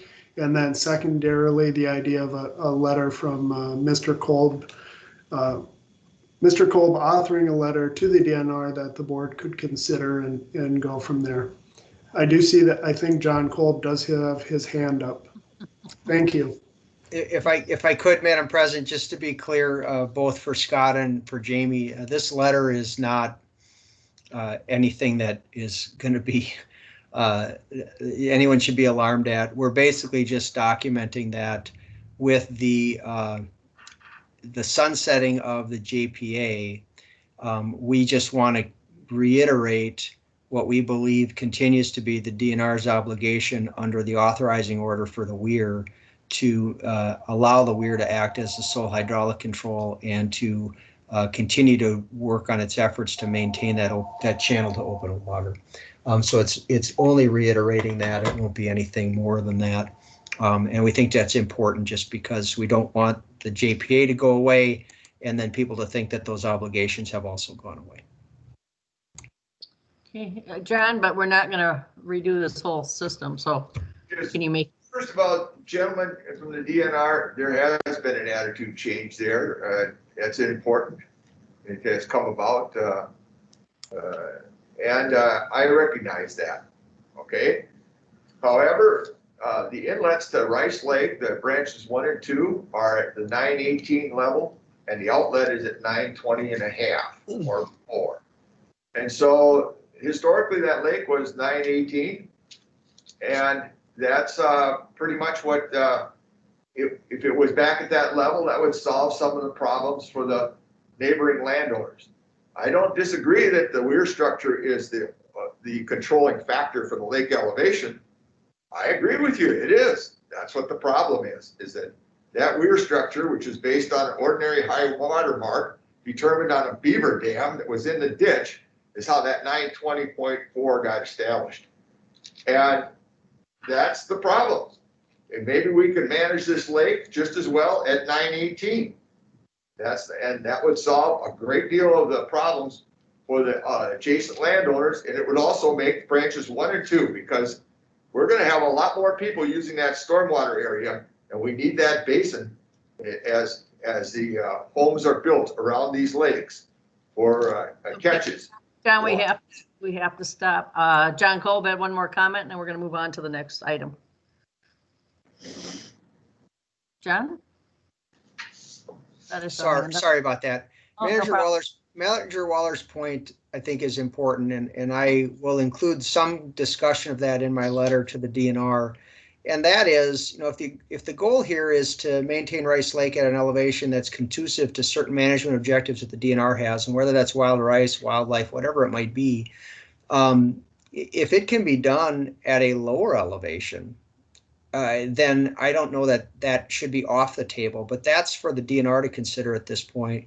The board's authorization is for a weir at the elevation indicated in the order.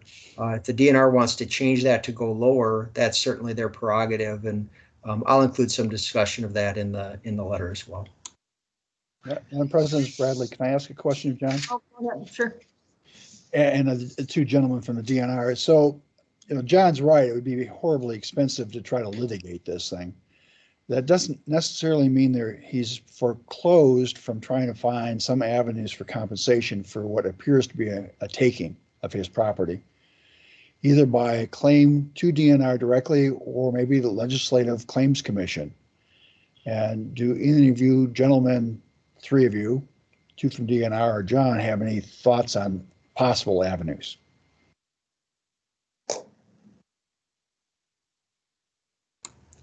Okay, I'm assuming, Manager Bradley, that when you're mentioning John, you're mentioning me. I think both of those are possibilities.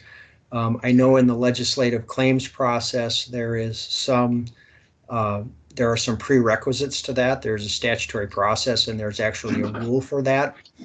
Typically, the hearings on that are in the fall. In fact, usually it's around this time of year when those occur. I haven't seen anything announced for this year, but I haven't been necessarily tracking it. And again, I think that if we are looking at managing Rice Lake for a specific purpose, and if it's wild rice and it can be done at a slightly lower elevation, that might be something that, you know, DNR would be willing to consider as a means to maybe rebalance some of the additional concerns that are out there. But I don't have any other thoughts on that. Okay, anything else? Thank you, Scott and Jamie, for your input, and we appreciate the presentation today. So we're going to move on to thank you, gentlemen, for coming and making your presentation. I hope to talk to you sometime in the future again. Yep. Thank you all. Thank you. Have a good day. Yeah, you too.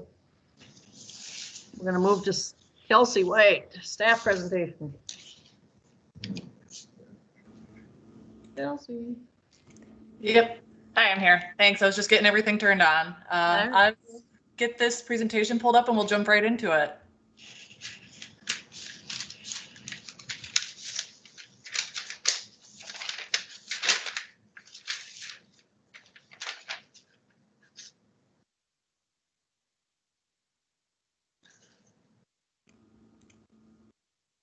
All right, can everyone see that? Yes, I can. Okay. Hello, everyone. My name is Kelsey White, and I'm here today to provide some information about myself and my position at Rice Creek Watershed District as a permit review technician. So just to give you a little bit of an outline of what I'm going to discuss, I will first address just a little bit of my personal professional background, go into the details of what a permit review technician does at Rice Creek, and then discuss a few challenges and some items looking forward. So after I graduated with a Bachelor of Science in Environmental Science, I spent 2 sampling seasons at the Minnesota Pollution Control Agency in their biological monitoring unit for St. Paul. I spent the first year in 2016 assisting with some vegetation data collection for a statewide wetland assessment project. And then in 2017, I assisted with vegetation assessment, macroinvertebrate, and then also water chemistry measurements for depressional wetlands, which are your kind of shallow open water wetlands with often a marsh fringe. After the completion of those 2 years of wetland assessment, I started in the private sector, working with Tetra Tech as an environmental scientist, where I conducted wetland delineations and assisted in the preparation of state and federal regulatory materials for wetlands in the upper Midwest for solar and wind projects. That would bring us to April 2019, where I started at Rice Creek. So I predominantly work within the regulatory program. You may be familiar with this slide. As you know, the purpose of the regulatory program is to implement the rules of the district through the receipt and review of permit applications and issuing permits. This is to ensure that all projects are regulated to fully demonstrate compliance with district rules. The regulatory program serves the communities in the district by equally administrating rules to protect water resources, and the staff works with applicants throughout the permitting process to provide knowledge and tools necessary to meet Rice Creek's rules and regulations. So in addition to the district's regulatory program, I also help to assist in administering the Wetland Conservation Act, or WACA. This is a state law that was established in 1991, and Minnesota Rule 8420 provides guidelines on how that is to be administered. The purpose of this rule is to achieve no net loss in quality, quantity, and biological diversity of Minnesota's existing wetlands. The Wetland Conservation Act is administered by local government units. This typically will include either a county, a city, or in some cases, a water management organization in the case of the Rice Creek Watershed District. And the LGU, or local government unit, will receive guidance and recommendations from a technical evaluation panel on WACA applications. I will go into further detail about the TEP later in this presentation, but it might be interesting to know that on occasion, Rice Creek does act as a TEP member in cases where a project might go across two jurisdictional lines for local government units.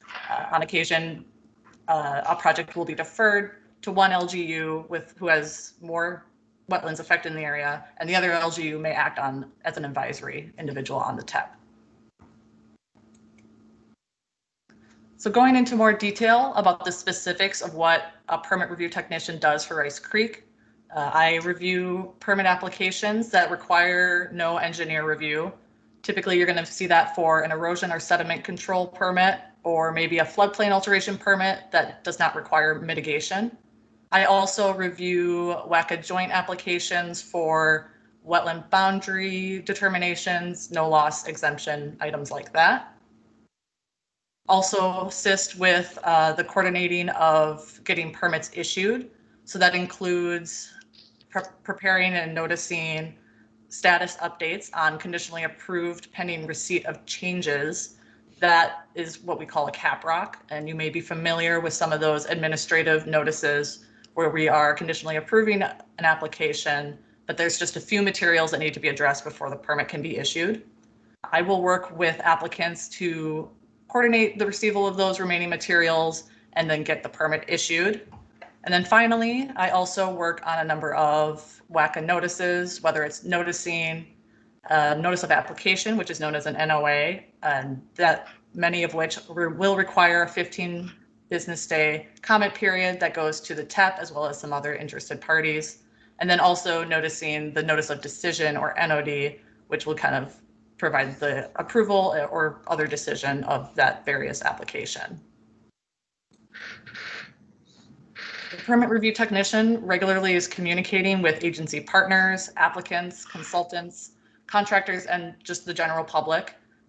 Rice Creek will provide guidance on the district rules and how the permitting process works and review schedules. I also do a lot of interagency coordination with counties and cities.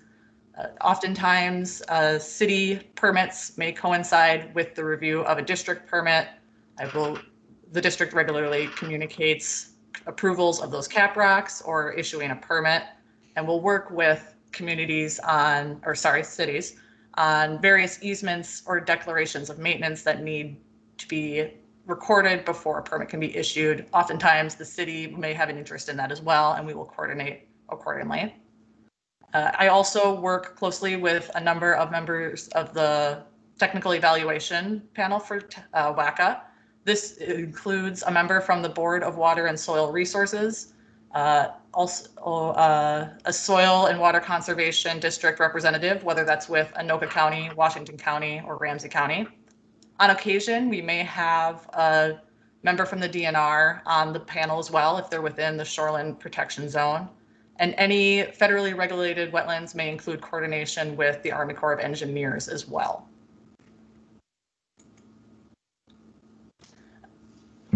Another task that I implement for the district is organizing field reviews for wetland boundary and type applications. These come in the form of a wetland delineation. The delineation defines the boundary between wetland and upland areas, and that is based on 3 parameters, which include wetland hydrology, hydrophytic vegetation, and hydric soils. I'm going to get my pointer out here if you can see it and just kind of show you a few of these photos. In the far left photo, we have an example of both hydrophytic vegetation in the presence of water plantain, and then also an example of wetland hydrology with the soil cracking there, suggesting that there was recently saturated soils in the area. The center photo here is an example of a soil profile that a typical delineator may take and shows a little bit of that oxidized iron in there.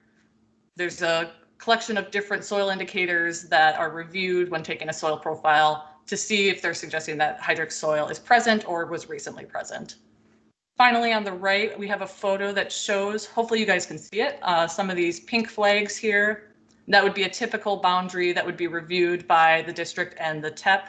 When we're out in the field, we're typically looking at vegetation that's visible on the surface, topography of the landscape, and then potentially any hydrology that may be observable in the field.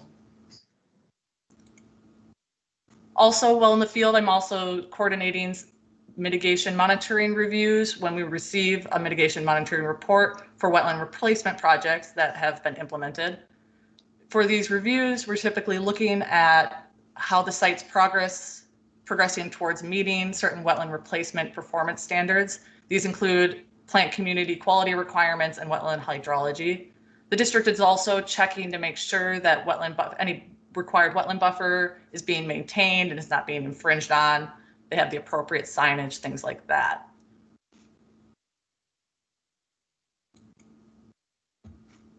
So looking towards challenges, many permitting projects can be personal.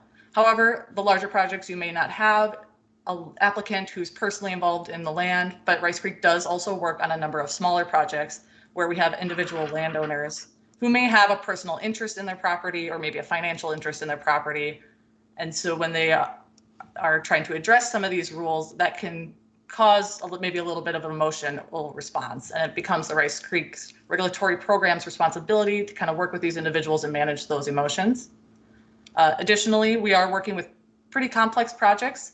These projects can span across different regulatory jurisdictions, so we may be cross-agency or with neighboring watershed districts. These projects may have multiple phases, or they could just be quite large and involve several Rice Creek's rules. So reviewing all of that can take some time, and this complexity can affect an applicant's expectations on response on how we get these reviewed. So that brings us to some timelines that Rice Creek has to work with. There is a Minnesota statute timeline requirement that Rice Creek does follow. And as you are aware, there's also the permit review schedule that is required for most Rice Creek permits approval that go to the board. The regulatory team does need to coordinate with these applicants on their expected timeline for construction and how that would fit into that permit review schedule. And then once these permit applications are reviewed, construction schedules may create some time-sensitive situations where there's a need for quick turnaround before the permit can be issued. This turnaround time can be affected by things that sometimes are outside of the district's control. That could be having certain documents recorded with the county, or having another agency that needs to review or approve an item. Or it may just be a matter of a large volume of projects and everyone wants to start at the same time. For example, we do run into seasonal constraints. This time right now in the fall is a very popular time for projects to start work. And so everyone wants to kind of have their permits issued at this time.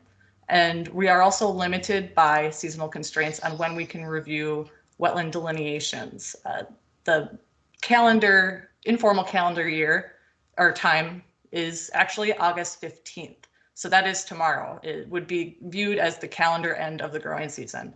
However, Rice Creek will continue to try to get delineations reviewed as quickly as possible before we really run into kind of some weather limitations. The goal there is to make sure that all 3 parameters of the wetland delineation are able to be appropriately reviewed in the field without having limitations like frost or the freezing of the ground or snow cover that would limit our ability to do that. So looking forward, as I just mentioned, we are in the end of the growing season now.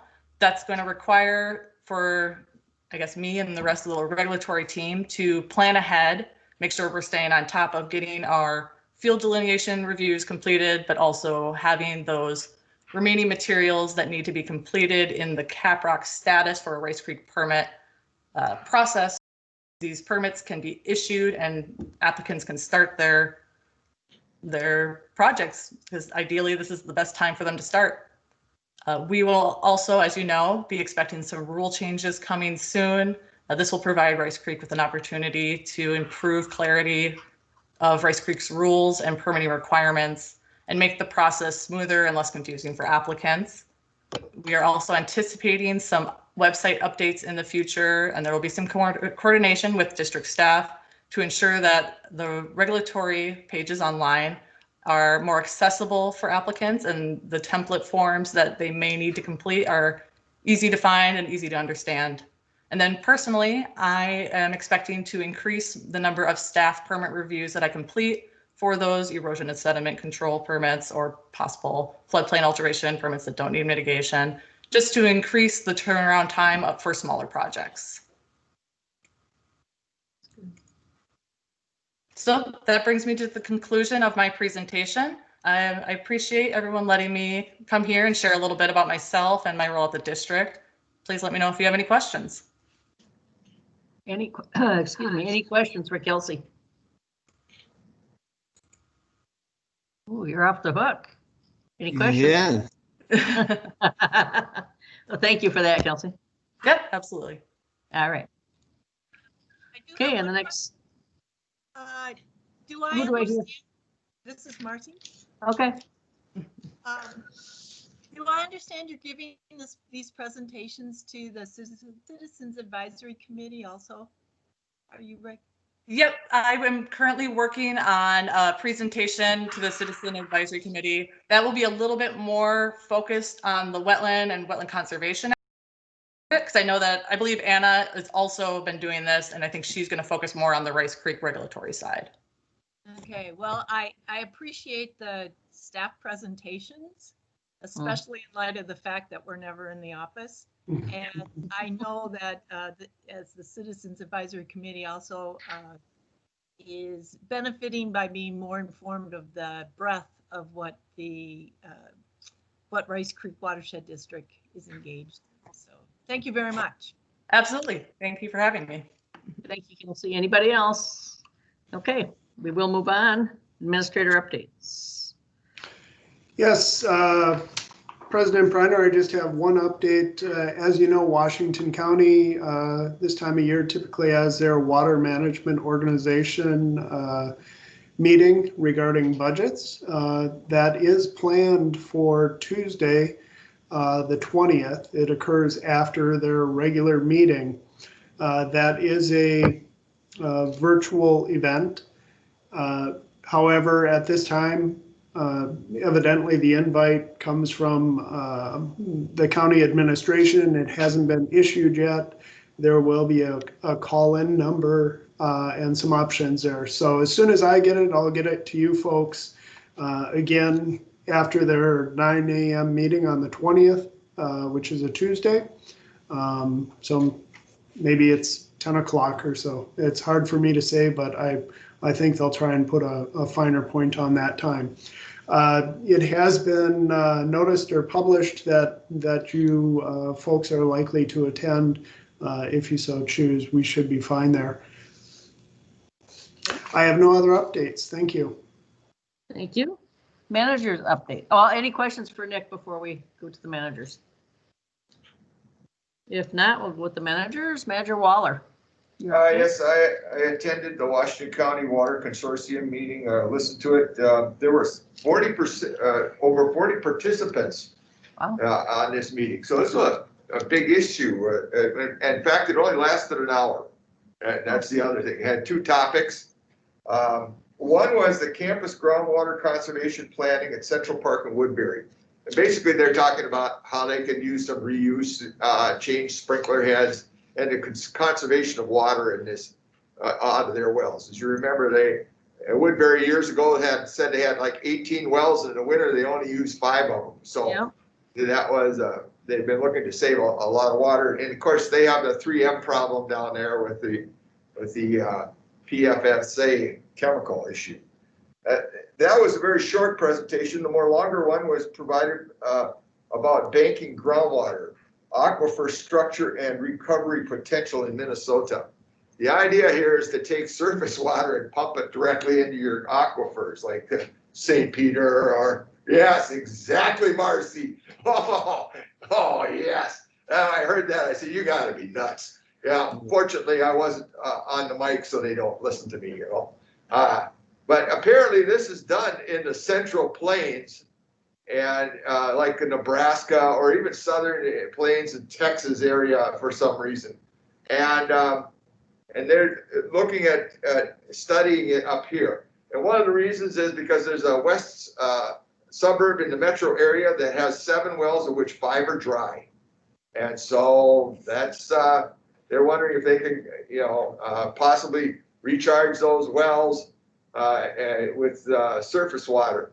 And I just, but anyways, that's kind of what that whole concept about. It's just a concept. I want to say, I don't think anybody really does it, except they said NSP stores natural gas in large portions underground in the southern part of the state, which I was unaware of, that they took natural gas and pumped it into the ground, and then later on they extract that natural gas to be used.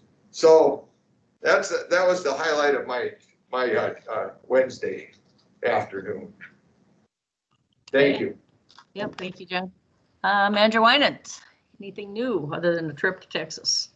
No, but just to my other board members, I am following along with great interest all of the discussion about the issues that we are addressing on each of these meetings. And it almost feels like it's same issue, different place.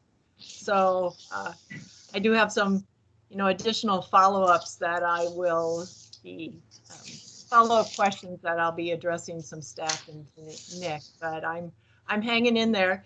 And John, your comment about surface water into groundwater just makes me, you saw my facial. Yes, I did. I agree with you. All we have to do is look at the Iowa method of agricultural drainage. And all I can say is I can't actually, what I would like to say cannot be recorded. So let's just do it. Then we'll move to Manager Bradley.